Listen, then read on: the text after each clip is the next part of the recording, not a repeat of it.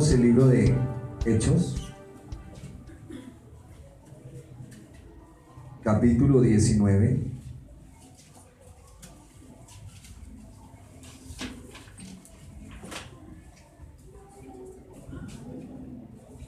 Entendía cuando estábamos cantando ahorita el himno, está rodeado de tu gloria y santidad. No hay otra cosa que la gloria y la santidad del Señor se refleja en ustedes. No es una ilusión de una visión de la gloria futura. La santidad del Señor se manifiesta en ustedes. La gloria del Señor se manifiesta en ustedes. Vamos a leer Hechos capítulo 19, del 1 al 7. ¿Lo tienen?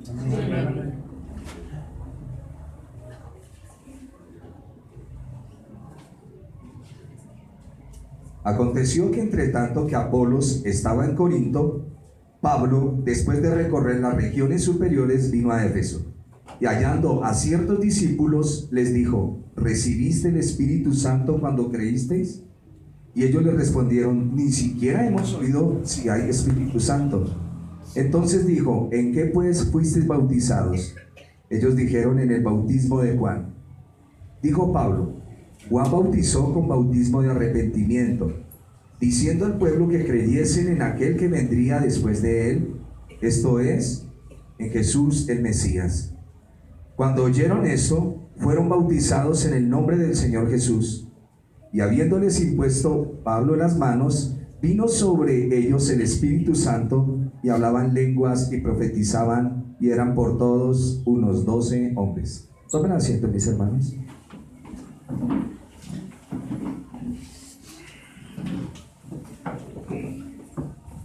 No les digo que hagamos recorderis del domingo pasado porque me abren el telón. Recordemos en qué nos quedamos en Hechos la última vez.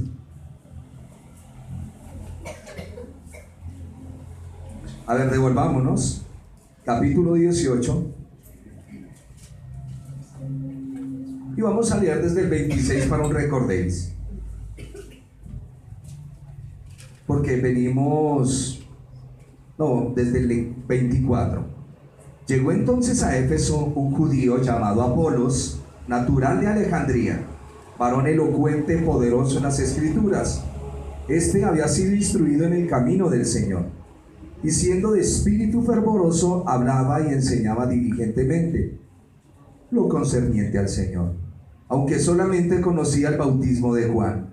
Y comenzó a hablar con denuedo en la sinagoga, pero cuando lo oyeron, Priscila y Aquila le tomaron aparte y les pusieron más exactamente el camino de Dios. Y queriendo él pasar a Acaya, los hermanos le animaron y escribieron a los discípulos que le recibiesen, y llegado allá fue de gran provecho a los que por la gracia habían creído, porque con gran vehemencia refutaba públicamente a los judíos, demostrando por las Escrituras que Jesús es el Mesías. ¿Ya lo recordaron? ¿Quién es Apolos? Un judío de Alejandría. ¿Qué decíamos de lo de Alejandría? ¿Dijimos algo o no dijimos nada? Estaba la biblioteca más grande del mundo. Amén. La gente de Alejandría era gente estudiosa. ¿Qué más vimos? Que está Apolos enseñando, pero parece ser que él ha recibido doctrina, pero no tiene el Espíritu del Señor y lo llaman aparte. ¿Cómo puede una persona enseñar doctrina y no tener el Espíritu Santo? Y es lo que vamos a ver aquí en el capítulo 19. Luego de permanecer un corto tiempo en Antioquía, Pablo inició su tercer viaje misionero, o su tercer viaje. El propósito de este viaje era consolidar las congregaciones de creyentes que habían sido establecidos en el primer viaje. Ya vamos por el tercero de los viajes de Pablo.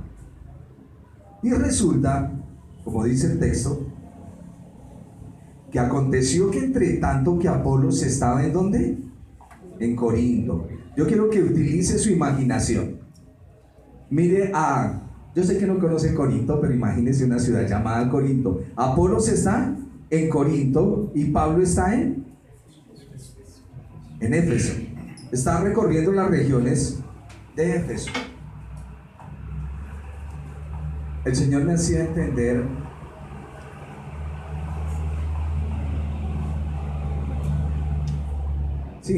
prácticamente fue ayer, que cuando usted viene a la iglesia, y qué mejor ilustración, que cuando usted en la mañana se levanta, usted en la actitud de su corazón viene a reunirse al tercer cielo. Toda persona que va a la congregación va a encontrarse con su Señor, se está desprendiendo del mundo y se está involucrando en las regiones celestiales. Por eso es que usted viene a adorar, a cantar y a hacer su servicio de adoración al Señor.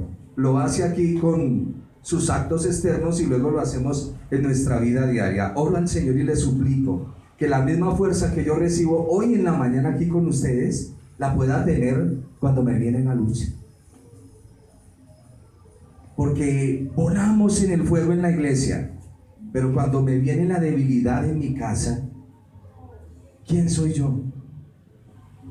Y es la lucha que debemos mantener en nuestro corazón. Es la lucha de mantenerla viva la presencia del Señor. Hoy se oró en espíritu y en verdad.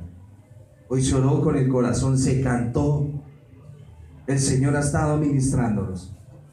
Pero recuerde, domingo tras domingo venimos al encuentro con nuestro Dios. Y aquí vamos a encontrar a Pablo, que está recorriendo ciertas regiones y llega a Éfeso. Y llega a una iglesia fervorosa. Y va a encontrar 12 discípulos. Pero esos 12 discípulos no tienen al Espíritu Santo. ¿Qué fue lo que les vio Pablo? No les vio vida. No les vio vida. No les vio poder. Recibiréis poder cuando haya venido sobre vosotros el Espíritu Santo, y me seréis testigos. Vino a Éfeso y hallando a ciertos discípulos, les dijo: ¿recibiste el Espíritu Santo cuando creísteis? Parece que la pregunta es doble, ¿no? Se supone que cuando creemos, el Espíritu Santo entra a nuestra vida. Y él dice: ¿recibieron el Espíritu Santo cuando creyeron? ¿Y qué es la respuesta de ellos? Ni siquiera hemos oído que hay Espíritu Santo.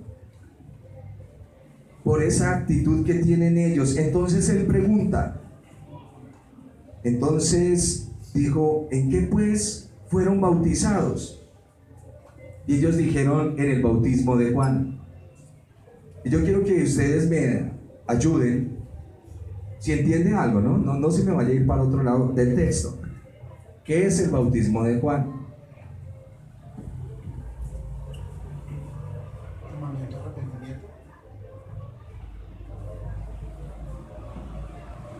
Es un llamamiento al arrepentimiento, sí, muy bien. Y si se arrepintieron, ¿por qué no vino el Espíritu Santo?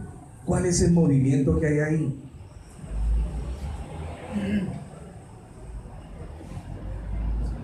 Nada, no entendemos nada del texto. Es que Juan no tenía el poder para dar el arrepentimiento. O sea, ellos dicen: nos bautizamos porque nos bautizamos por el nombre de Juan. Juan fue el que nos bautizó y nos sumergió en los discípulos de Juan. Pero Juan no tenía la autoridad para dar el arrepentimiento. Pero entonces, ¿cuál era la predicación de Juan el Bautista? Ustedes que han leído Mateo, Marcos, Lucas y Juan. Se bautizaron, pero no había un arrepentimiento. Que se bautizaran y que creyeran que después de él iba a venir el Salvador. Ah, bueno. Sí, ya vamos cogiendo el... Recuerden que en la época del Antiguo Testamento no había nombres como tenemos en la iglesia cristiana, que bautizan otros hombres. Cada uno se sumergía en las aguas. Por eso el Señor dice: cada uno bautícese en el nombre de... Óigame, yo les tengo que enseñar de acuerdo a cómo está en la Escritura.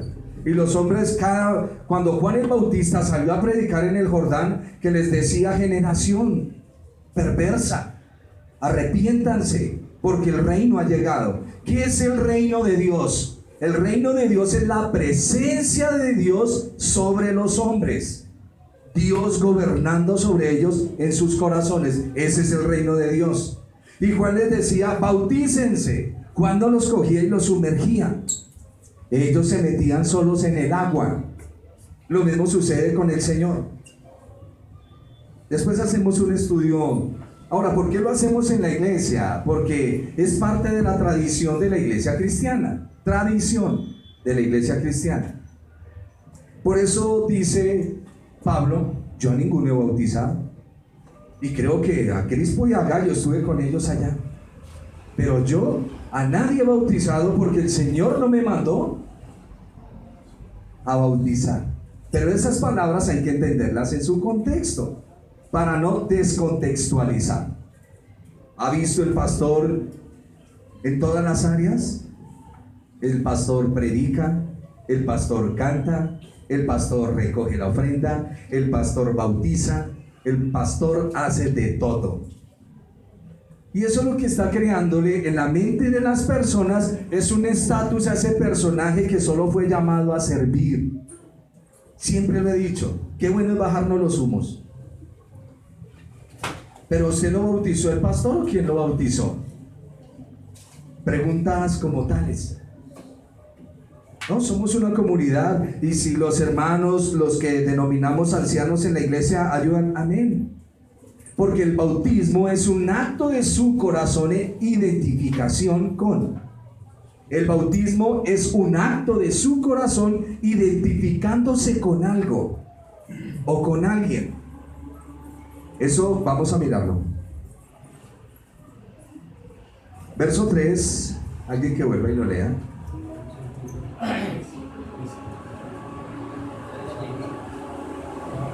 Versículo 3 del capítulo 19. No les he dicho cambiémonos de capítulo. Léalo a ver, Ángel. Entonces dijo en que pues fuisteis bautizados, ellos dijeron en el bautismo de Juan. En el bautismo de Juan. Voy a leerle una de las notas que tengo aquí. Al final del capítulo 18 vimos que mientras Pablo regresaba a Jerusalén y Antioquía, otro personaje apareció en Éfeso. Era el creyente llamado Apolos, que también desconoce cierta parte y es de Alejandría. Él creía en Jesús, pero aún no había tenido la experiencia con el Espíritu Santo. El Espíritu Santo no es la fuerza activa de Dios como dicen algunos. El Espíritu Santo es Dios. ¿Estamos? Y si no lo quiere creer, no lo crea, pero el Espíritu Santo es Dios.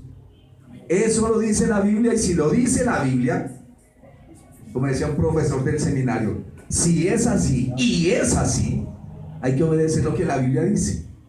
Punto. El Espíritu Santo es Dios. Y el que le diga que no es Dios, ¿quién es? Un mentiroso, un loco, siervo. No conoce nada. Porque la Escritura nos habla de que el Espíritu Santo es Dios. Después vamos a estudiar algo que se conoce como en doctrina como la unicidad de Dios, con lo cual todos nos estrellamos. Porque en la mente del creyente hay tres y aparentemente dioses.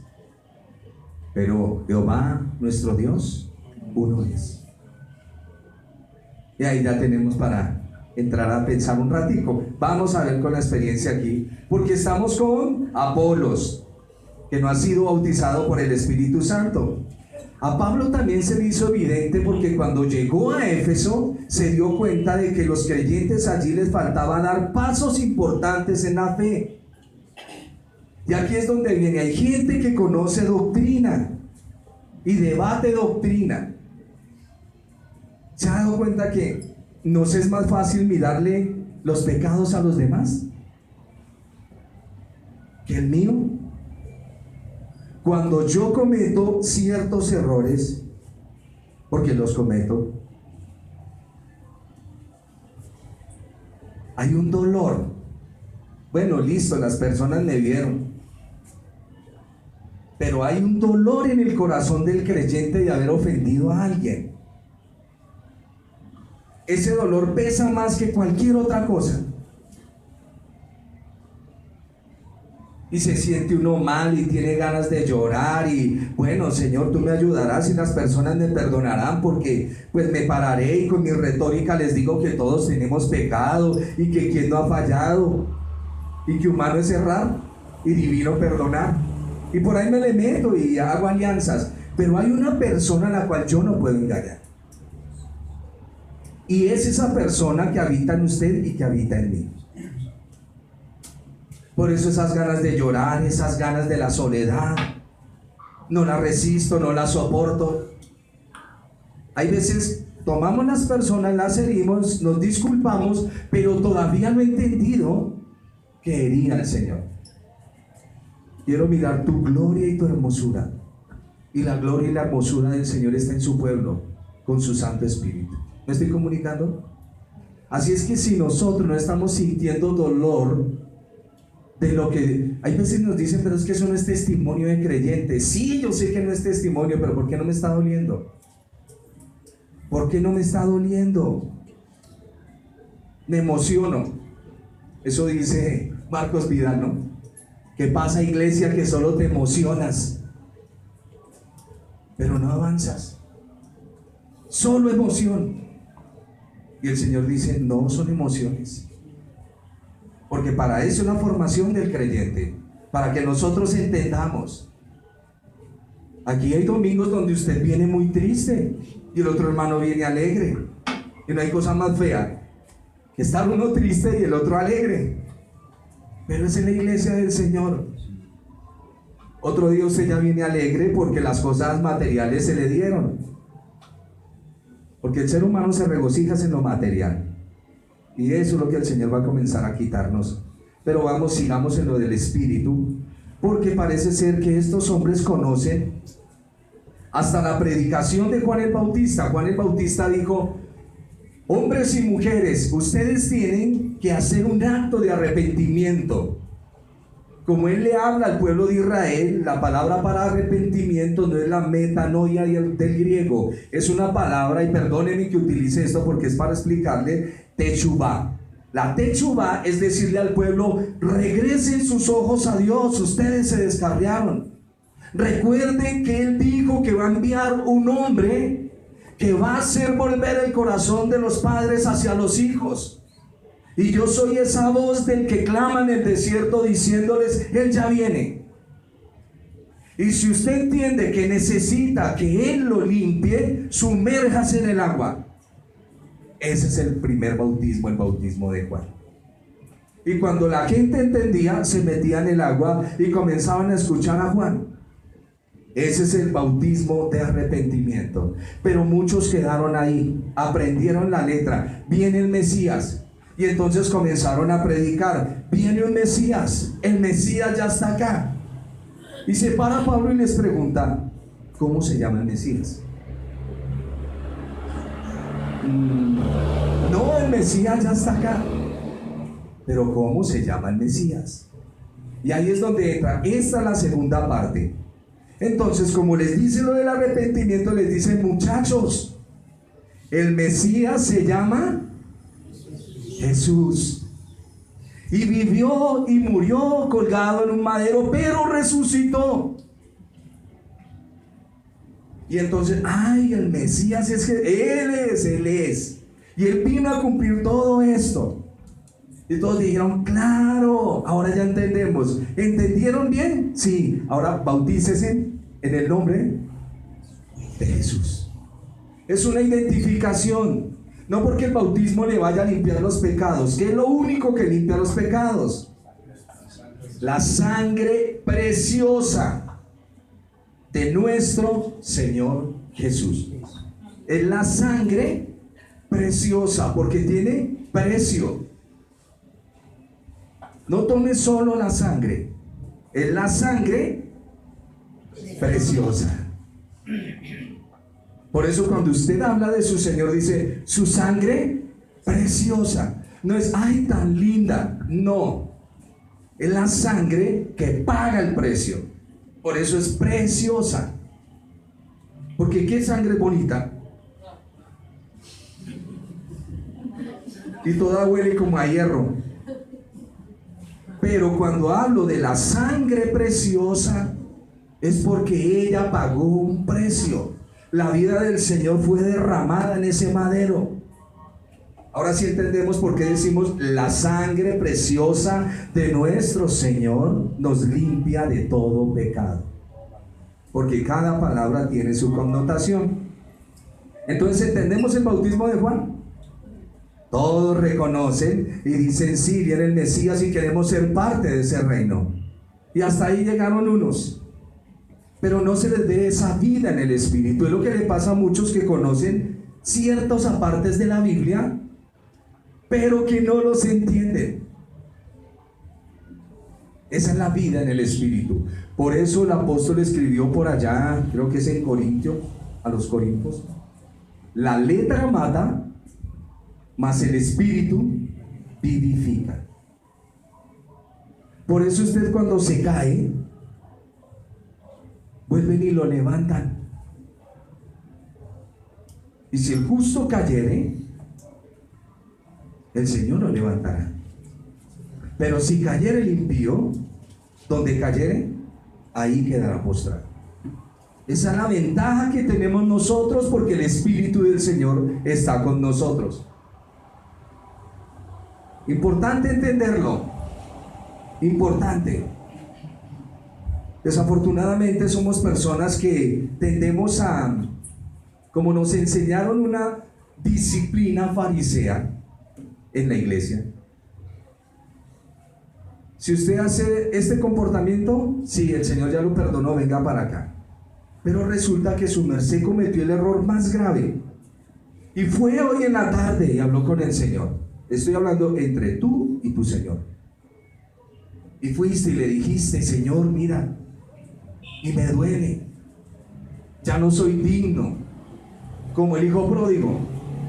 Parece ser que la historia del hijo pródigo es para otros, no es para mí. No es para mí. Señor, derroché, dañé, no soy digno de que me llames hijo, trátame como uno de tus jornaleros. ¿Y qué dice el padre? Venga y hacemos fiesta. Pero el fariseo que está dentro de la casa le dice: pero venga, Señor, ¿cómo así? Es que este hijo estaba muerto y ahora ha vuelto a la vida. Y es lo que nosotros debemos entender. Vuelvo otra vez, eso es un trabajo del Espíritu con su vida y con mi vida. Las evidencias de estos hombres era que no tenían esa parte de amor y de vida en el Espíritu. Por eso el apóstol los llama y les dice: bueno, fueron bautizados en el bautismo de Juan. Ya sabemos cuál es el bautismo de Juan: llamar a la gente al arrepentimiento. ¿Los hombres se pueden arrepentir? Sí. Sí. Ay, hermano, no me cabe en la cabeza. Sí, el hombre está llamado. ¿Qué es el arrepentimiento? Reconocer su condición, en donde está parado. ¿Pero se puede el mismo cambiar y transformar? No. Y Techuvá es un llamado a volverse a Dios. Pero ¿cómo hemos de volvernos? Mirad a mí todos los términos de la tierra y sed salvos. El llamado que el Señor les hace a los hombres es a que reconozcan su condición. Y cuando el hombre reconoce su condición, viene esa obra maravillosa de Dios a ayudarlo en la salvación. Estos hombres reconocieron que viene un Mesías, pero no tienen el sello. ¿Les sirve haber reconocido? Sí, pero Dios no los va a abandonar. Vamos al punto, sigamos acá. Espero me estén entendiendo lo que les estoy explicando, porque usted necesita entender, y aquí lo vimos con Apolos y lo estamos viendo, que hay unos hombres que conocen el camino, pero no tienen el Espíritu y no saben quién es el Mesías. Se lo puse de manera muy coloquial para que me lo entiendan. Dijo Pablo, versículo 4. ¿Qué dijo Pablo? Juan bautizó con bautismo de arrepentimiento, diciendo al pueblo que creyesen en aquel que vendría después de él, esto es, en Jesús el Mesías. Amén. respuesta a la enseñanza del apóstol Pablo. Cuando oyeron esto, fueron bautizados en el nombre del Señor. Esto no es una fórmula unitaria. Usted se tiene que bautizar en el nombre de Jesús. Esto no son fórmulas de iglesias unitarias. Hay que entender qué es lo que está diciendo el texto. El Señor Jesús dijo: bautícese cada uno en el nombre del Padre, del Hijo y del Espíritu Santo. Pregunta, Señor: Padre no es nombre, Hijo no es nombre y Espíritu Santo no es nombre. ¿Por qué me dice el Señor Jesús bautícese en el nombre del Padre, del Hijo y del Espíritu Santo? ¿Por qué? ¿Por qué? Es un solo Dios, es el nombre de Dios. Es una identificación con el Dios soberano. El bautismo es una identificación. Cuando su merced va a bajar a las aguas a bautizarse, en la época de Israel se zambullían muchas veces, a veces 7. En el caso de Naamán, en el caso de los leprosos. Otros se zambullían 3 veces. En la iglesia del Señor, ¿cuántas veces?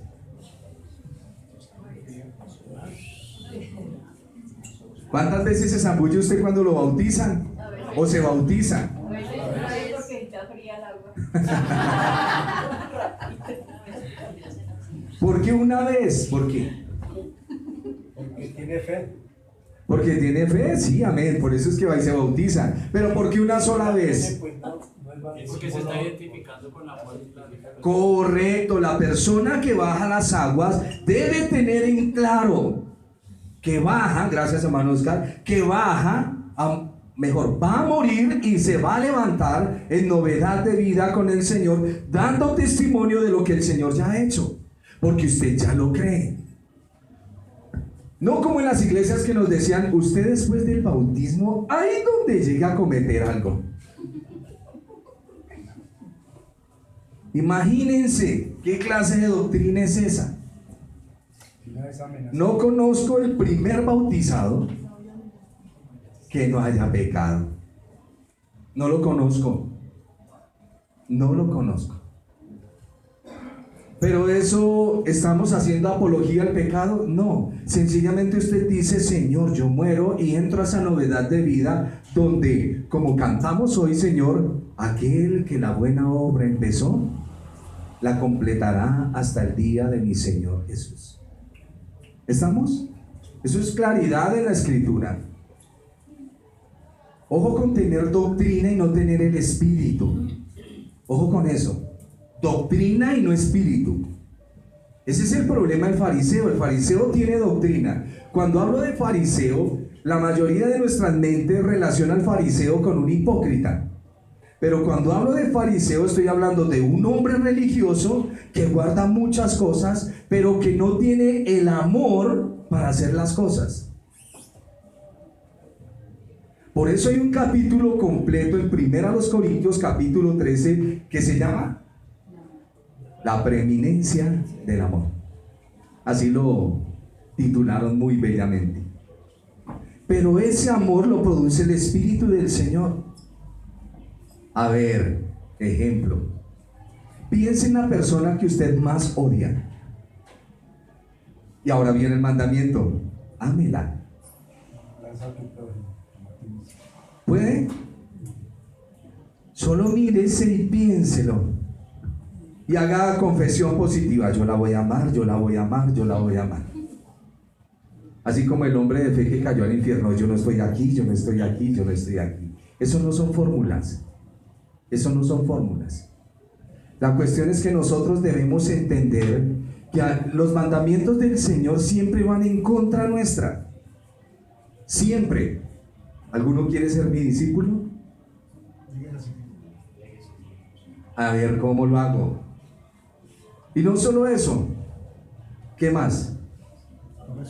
Sí, vámonos a morir. ¿Y quién quiere? Nadie. Pero en la fórmula matemática de la mente religiosa dice que sí se puede. Y no se puede. No se puede.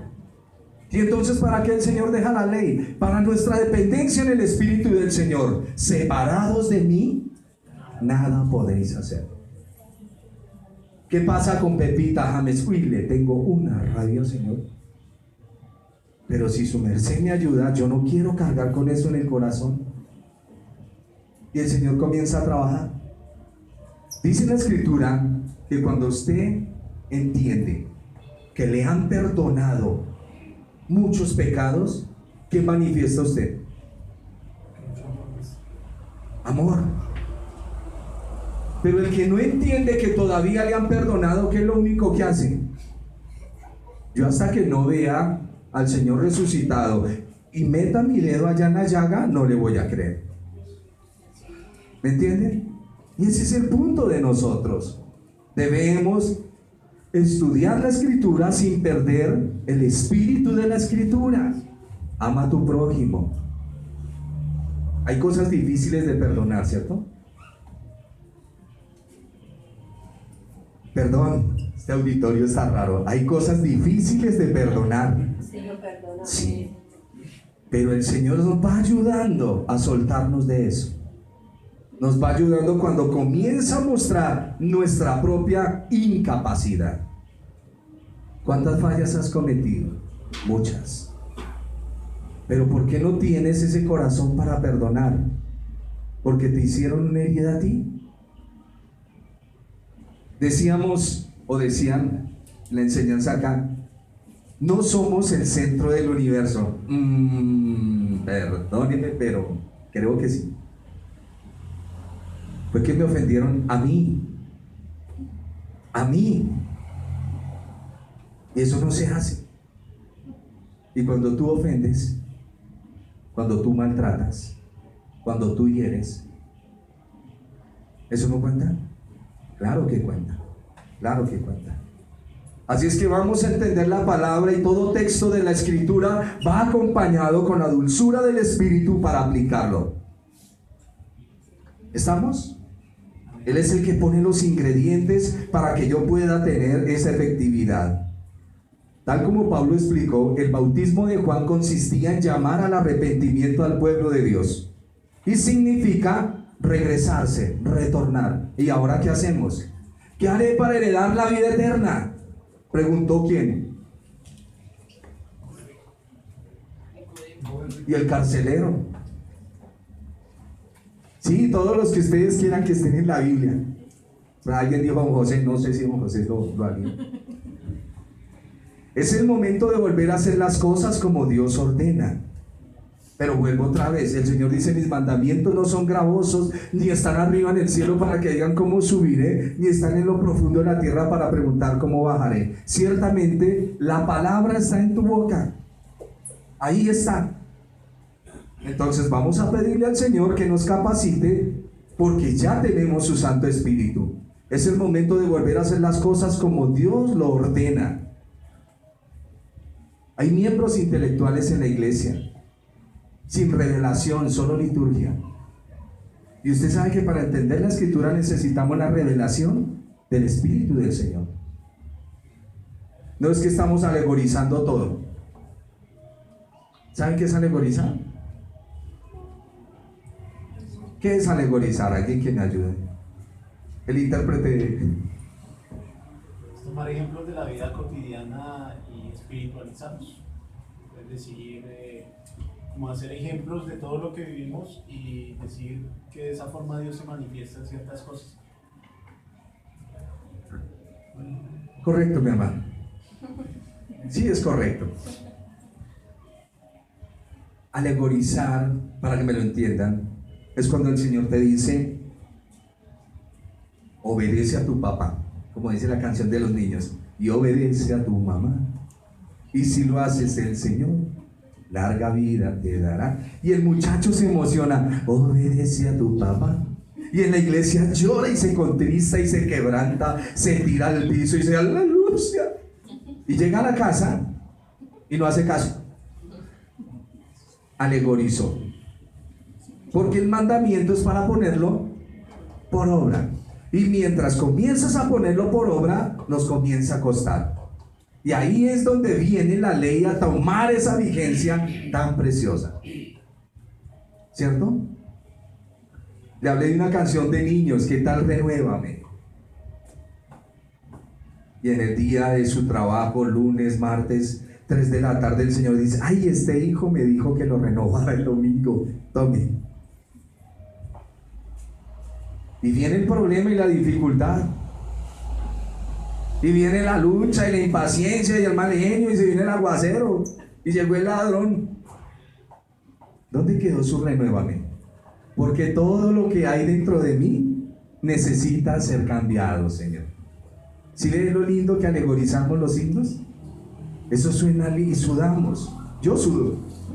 Yo cuando canto sudo y me estremezco. Pero hay veces el Señor me dice, ¿y tu comportamiento con esta hija mía fue malo? Hablábamos el miércoles de que Dios a su pueblo lo castiga. Eso lo vamos a ver el próximo miércoles. Dios a su pueblo lo castiga para que los impíos sepan que el Dios de esta iglesia pone orden a sus hijos. Que aquí los hijos no hacemos lo que se nos viene en gana. El Señor nos coge y nos para y nos disciplina. Y la gente dice, oiga, qué Dios tan tremendo. Ese Dios de ellos no les pasa las cosas por alto. Los que no pueden venir a la clase pueden leer segundo libro de Samuel, capítulo 20. Los Gabaonitas y el 21. Y va a ver cómo Dios castiga y David tiene que pedirle al Señor para poder hacer algo que tiene que hacer. Así es que cuando nosotros estemos siendo reprendidos por el Señor, dele gracias al Señor de que no nos deja sin corrección. Hay veces la gente cree que el castigo de Dios es que usted llega con un pie así enyesado. ¿Qué pasó? El Señor me castigó. No. Rezaba el dicho de la abuela, Dios no castiga ni con palo ni con rejo. Nos quita nuestros deleites. Para algunos lo más impresionante es estar acompañados y sentirnos en la soledad más terrible. Eso es un castigo muy bravo. Dios sabe cómo nos castiga. Dios sabe cómo nos castiga. Y si no avanzo mucho aquí del texto, lo único que quiero decirles hoy, partiendo del libro de Hechos, capítulo 19, es tengamos cuidado de nuestra relación con el Espíritu Santo. Tengamos mucho cuidado y pidámosle al Señor. Les decía que a los discípulos en Éfeso se les había enseñado acerca del bautismo de Juan, pero no del segundo. Creían en el Mesías, pero no lo conocían por su nombre. Así que por instancia de Pablo se bautizaron en el nombre de Jesús y luego recibieron ese don maravilloso. No todo el mundo tiene el Espíritu Santo. Cada vez que usted comunique un mensaje bíblico, por favor, la única manera de que entre el texto es que Él nos ayude. Si Él no nos ayuda, no entendemos. Y Pablo vio en ese momento, mire lo que dice el versículo 7, y habiéndoles impuesto, estoy en el 6, Pablo las manos, vino sobre ellos el Espíritu Santo y hablaban en lenguas y profetizaban. Esto de hablar en lenguas acá no me voy a detener. Su merced le hace el análisis. Recuerde que muchas de estas lenguas no son las lenguas referidas en 1 Corintios capítulo 14. Y entrando, eran por todos unos 12 hombres que representan la nación de Israel, aquellos que conocían el mensaje pero que no habían entrado. Y entrado Pablo en la sinagoga, Pablo siempre va a la sinagoga. Me gusta que hemos caminado con él, ¿no? Pablo, allí en la iglesia hay un movimiento excelente. No, a la sinagoga. Pero es que allí el poder de Dios es a la sinagoga. Y ese es Pablo. Pero es que allí se congregan 10.000 a la sinagoga. Pablo va el día de reposo a la sinagoga. ¿Estamos? Y entrando Pablo en la sinagoga, habló con denuedo por espacio de 3 meses. Por favor, interpretemos el texto. No fue que él entró a la sinagoga y duró 3 meses ahí metido hablando, ¿no? Sino que por espacio de 3 meses iba y visitaba la sinagoga. Hay que leer y pausar. Discutiendo y persuadiendo acerca del reino de Dios. Aquí están estas hermosuras. Pero endureciéndose en algunos y no creyendo, maldiciendo el camino delante de la multitud. Cuando habla del camino, habla de la doctrina del Señor. Se apartó Pablo de ellos. ¿De quiénes? De los de la sinagoga, no de la ciudad. Se apartó de ellos, y aquí viene el parteaguas, y separó a los discípulos, discutiendo cada día en la escuela de uno llamado Tirano. Y vemos que Pablo ve la necesidad, valga la redundancia, de quedarse en Éfeso, y entra a la sinagoga, y como ve que no están recibiendo la palabra, él habla con un filósofo que tiene una escuela, y él lleva a sus discípulos ahora a congregarse allá. Y aquí es donde comienza a separarse poco a poco los creyentes de la sinagoga, porque los de la sinagoga quieren seguir con su ritual, y él comienza a apartar los discípulos, y ahí van a comenzar a crearse las iglesias. Esto es importante porque el judío nos dice, y él nos quiere recalcar sinagogas, pero luego vamos a ver que en la casa de uno hay una iglesia y en la casa del otro hay otra iglesia. Y aquí en la escuela de el nombre es Tirano, ¿no? No es porque sea un tipo tirano, sino tiene doble N. Si por favor lo miran. Mire el texto. Dice: así continuó por espacio de 2 años, de manera que todos los que habitaban en Asia, judíos y griegos, oyeron la palabra del Señor. Y hacía Dios milagros extraordinarios por mano de Pablo, de tal manera que aún llevaban a los enfermos unos paños. A ver, se lo voy a leer de acuerdo al texto. De tal manera que aún se llevaban a los enfermos los paños o delantales de su cuerpo, y las enfermedades se iban de ellos y los espíritus malos salían. Pero algunos judíos, cuando el Señor está haciendo la obra, y eso lo tiene que entender usted, hermano, cuando Dios está haciendo la obra en su iglesia, Satanás levanta una pseudo iglesia. Y parece ser que el movimiento de ellos es fantástico, pero no se deje engañar. Es necesario el trigo y la cizaña. Ojo con eso. Ojo, porque se le está advirtiendo, y eso es lo que el texto nos está dando, aunque parece oscuro, pero es real. Pablo está llevando paños, está mandando la palabra del Señor, está ungiendo a los hombres comienzan a convertirse. Esta ciudad de Éfeso, ya el 50%, 60%, 70% se está convirtiendo, y entonces la gente dice: ¿qué hacemos? Ya no estamos vendiendo nuestra idolatría. Ahorita lo vamos a ver. Ya no vendemos nuestra idolatría. ¿Qué hacemos? Este tipo nos tiene locos, nos dañó el negocio. Eso por un lado los del pueblo, y por otro lado los pseudo judíos.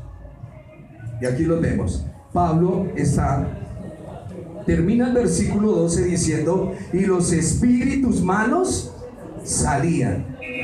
Y aquí viene el paréntesis.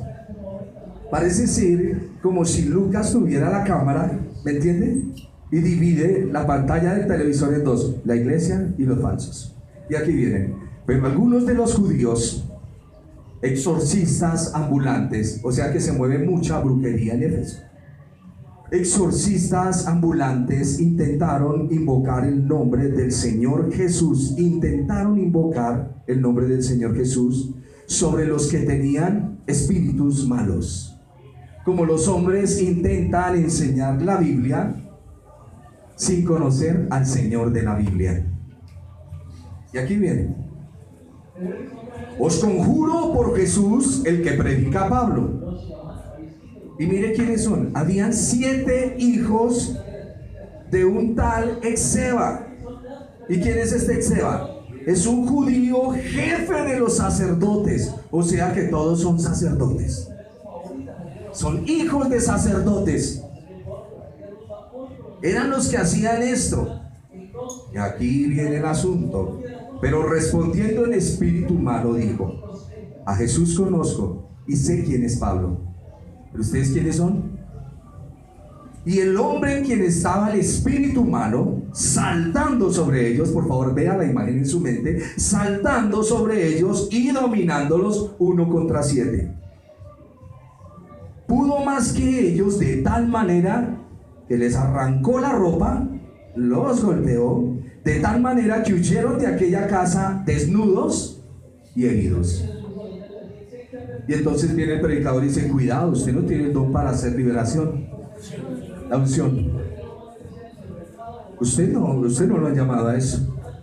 Eso es potestativo de los ministros. Todo hijo de Dios que tiene el don del Espíritu Santo puede reprender. Puede. ¿Cuál es el problema? Y todo hijo de Dios con el Espíritu Santo puede enseñar. El miércoles recibimos aquí una clase excelente. Los que estuvieron nunca olvidarán un tablero lleno de papeles. Excelente. Y ojalá nuestra pedagogía para enseñar sea excelente, de tal manera que las personas lo entiendan, que todos comprendamos el texto bíblico. Es importantísimo. Sigamos. ¿Ve el problema de tratar de imitar las cosas de Dios? Versículo 17. Y esto fue notorio a todos los que habitaban en Éfeso, así judíos como griegos, y tuvieron temor todos ellos, y era engrandecido el nombre de nuestro Señor Jesús, pues los demonios solo se someten a Él y a su autoridad, y a quien Él se lo da, que es su iglesia. Y muchos de los que habían creído venían confesando y dando cuenta de sus hechos. Teshuvah. Asimismo, muchos de los que habían practicado la magia trajeron los libros. Imagínense esa ciudad donde estaba hundida. ¿No le da pánico? ¿Solo brujos? Eso da pánico. Eso no era la cartillita del mago ese Fabriani o Lorgia. Invocadores de demonios. Así muchos de los que habían practicado la magia trajeron los libros y los quemaron delante de todos, y hecha la cuenta de su precio hallaron que era de 50,000 piezas de plata. Voy a leerle aquí algo de los comentarios que tengo.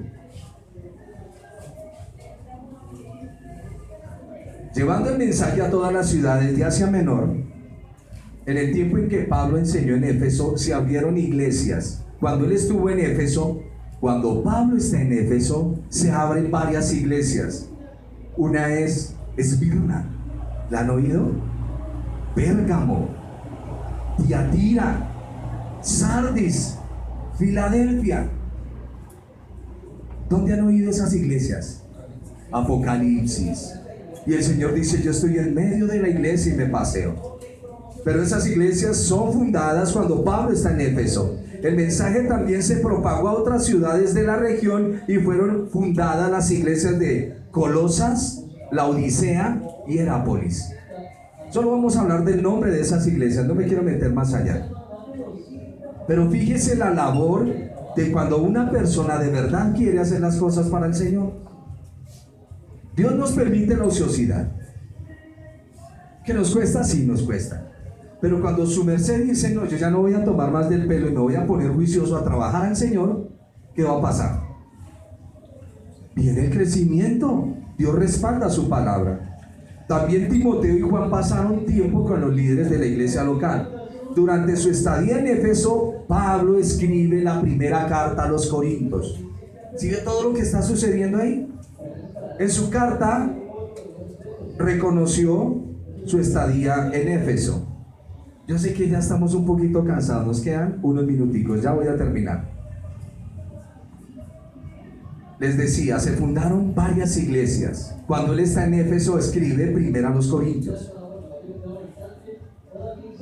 El Señor respalda la predicación, y esto es lo que también quiero que entendamos. Cuando usted va a predicar, pregúntele al Señor si Él quiere sanar a esas personas, y vaya. Y si hay endemoniados, Señor, te lo recomiendo, que por favor nos des victoria. Y que cada persona a la cual le hablemos la palabra, seamos tan claros en exponerla que la persona no se entienda. Señor, ayúdanos. ¿Y el Señor nos va a ayudar? Sí, sí. Sigamos nuestra lectura acá. Vamos en el versículo... les iba a decir. Esta experiencia de estos exorcistas, lo que hizo fue hacerles pasar una vergüenza a ellos. Pero como veían que Pablo sí estaba trabajando para el Señor y el Señor respalda a su iglesia, entonces la gente comenzó a creer en el Señor. Y dicen que trajeron los libros de magia. Y 50,000 pesos, 50,000 piezas de plata era aproximadamente a 5 millones de dólares en nuestros días, hablando en el peso colombiano. Y quemaron esos libros. Porque cuando usted verdaderamente le entrega su vida al Señor, a usted no le importa nada. Eso que tanto apreciaba ya no es su aprecio. Obvio, somos administradores. Es que usted se convierte y dice, esa casa yo la boto. No. Y ese carro yo lo estrello. No. Somos administradores. Pero ya su corazón no está ahí. Porque donde está su tesoro, ahí está su corazón. Donde está su tesoro, ahí está su corazón. Y nuestro querido hermano Lucas se detiene a decirnos cuánto billete costaban esos libros. Y eso es billete, ¿no? 5 millones de dólares. Sí, eran libros de magia, sí, señora. Verso 20, y así crecía y prevalecía poderosamente la palabra del Señor. Pasadas estas cosas, Pablo se propuso ir en espíritu a Jerusalén después de recorrer Macedonia y Acaya, diciendo, después de que haya estado allí, me será necesario ir a Roma. Y ahí ya se está listando para un problema que le viene. Y enviando a Macedonia a 2 de los que le ayudaban, que eran lo que hablábamos, Timoteo y Erasto, el que se quedó por algún tiempo en Asia. Él se quedó por algún tiempo en Asia. Hubo por aquel tiempo un disturbio no pequeño, que era lo que les decía. Porque un platero llamado Demetrio, que hacía de plata templecillos de Diana, daba no poca ganancia a los artífices, a los cuales, reunidos con los obreros del mismo oficio, dijo, este Pablo nos tiene en la quiebra, predicando su Jesús y trayendo esas cosas acá. Ya no vendemos estampitas del niño y de la señora tampoco. ¿Qué hacemos? Pues hagámosle un alboroto. Ya no son los judíos, ya es el pueblo. El pueblo pagano viene a armarle un alboroto a Pablo. Y no solamente hay peligro de que nuestro negocio venga a desacreditarse, sino que también que el templo de la gran diosa Diana sea estimado en nada y comience a ser destruida la majestad de aquella a quien venera toda Asia y el mundo entero. Cuando oyeron estas cosas, se llenaron de ira y gritaron diciendo, fanáticos. ¿Se ha visto cuando los revoltosos quieren pelear? El uno grita una arenga y los otros se copian. Y así, Diana es grande, diosa, todo, ra. Y ahí comenzaron su contienda. Quiero llevarlo para que no se me angustien mucho, que los veo asustados de qué les va a pasar a Pablo. No, vamos a seguir la lectura porque todavía no le pasa nada. Y la ciudad se llenó de confusión y a una se lanzaron al teatro, arrebatando a Gallo y Aristarco, macedonios compañeros de Pablo. Y queriendo Pablo salir al pueblo, los discípulos no le dejaron.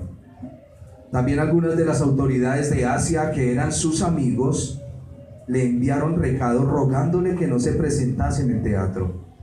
Valiente ese Pablo, ¿no? ¿Cierto?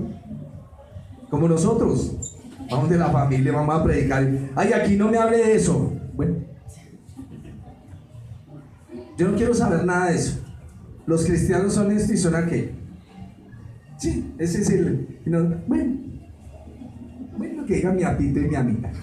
No, Pablo no hace eso y hay un pueblo encima de él. Y dice, unos pues gritaban una cosa y otros otra porque la concurrencia estaba confusa. Y los más, mírelos. Ahí está. ¿Ha visto usted las protestas en la calle? Es que eso es risible. Lo primero me da risa a los hijos del Seba. Les dieron su mano. Perdónenme el lenguaje tan. Y ahora vienen los otros a armar una revuelta y todos están gritando y peleando y no saben por qué. Ahí está diciendo el texto. Y los más no sabían por qué se habían reunido y sacaron de entre la multitud a Alejandro y empujándole los judíos. Entonces Alejandro, pedido silencio con la mano, quería hablar en su defensa ante el pueblo, pero cuando le conocieron que era judío, todos a una gran voz gritaron: grande es Diana de los Efesios. Entonces hay un escribano, cuando había apaciguado a la multitud, dijo: varones efesios, ¿y quién es el hombre que no sabe que la ciudad de los Efesios es guardiana del templo de la gran diosa Diana y de la imagen venida de Júpiter? Puesto que esto no puede contradecirse, es necesario que os apacigüéis y nada hagáis.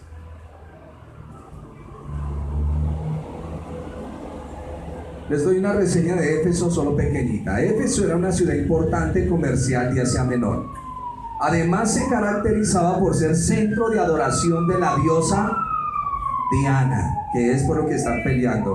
Pero la idolatría había disminuido considerablemente por la evangelización, y esto vino a traer esa protesta. Aquí comenzó a salir el problema étnico y no religioso. Mejor, étnico-religioso y no tanto de los judíos. Y comenzaron a armar el problemita que estamos viendo. Aparece un oficial civil que trató de calmar al pueblo. Los argumentos de este escribano son los siguientes: Pablo y sus seguidores no han hablado en contra de la diosa Diana. Ellos nunca han dicho nada. Ellos están predicando a Jesús. Entonces, ¿cuál es su problema con él? ¿Eso es sabiduría? En una problemática tan grave como esta. Pablo y sus seguidores no han hablado en contra de la diosa Diana, sino ellos andan hablando sobre el Dios de Israel. Y si hay una queja, debe hacerse por vía legal y no tomar la justicia en manos propias. Y lograron calmar la multitud de Éfeso y no hubo ninguna tragedia. Y terminamos el texto. Puesto que no se puede contradecirse, es necesario que os apacigüéis y que nada hagáis precipitadamente. Porque habéis traído a estos hombres sin ser sacrílegos ni blasfemadores de vuestra diosa. Que si Demetrio y los artífices que están con él tienen pleito contra alguno, audiencias se conceden y procónsules hay. Acúsense los unos a los otros. Y si demandáis alguna otra cosa, en legítima asamblea se puede decidir, porque peligro hay de que seamos acusados de sedición por esto de hoy. ¿Cuál es el peligro? Que llegue a oídos del emperador y digan: esta gente se está alborotando contra el imperio, y los borran. Y dijeron: tengamos cuidado, porque hay peligro, porque peligro hay de que seamos acusados de sedición. Por esto hoy, no habiendo ninguna causa por la cual podamos dar razón de este concurso, esas palabras, ¿no? Y habiendo dicho esto, despidió la asamblea. Capítulo 19 de Hechos. Bautismo de Juan, bautismo del Señor Jesús, el Espíritu Santo, los hombres que quieren imitar las cosas de Dios y cómo viene un alboroto por causa de la idolatría. Que no se nos olvide, que no se nos olvide. Hechos capítulo 19. Bautismo de Juan, bautismo de Jesús, la llegada del Espíritu Santo, unos hombres que quieren suplantar la autoridad de la iglesia y vienen a ser castigados. Y por una correcta predicación del Evangelio, Pablo se gana casi el 70% de Éfeso y hay un problema económico. El problema de ellos no es religioso. El problema de Éfeso es económico. Ellos no están peleando tanto, sino que tomaron un argumento. Ojo que en medio de una discusión, de un pleito, como sucede en este alboroto, usted termine gritando arengas de lo que no sabe qué está pasando. Y así pasa, siempre que hay disturbios, algunos se meten a echar piedra y a corretear y a hacer una cosa y otra, como los paros que hemos tenido, pero no saben ni qué es lo que están peleando.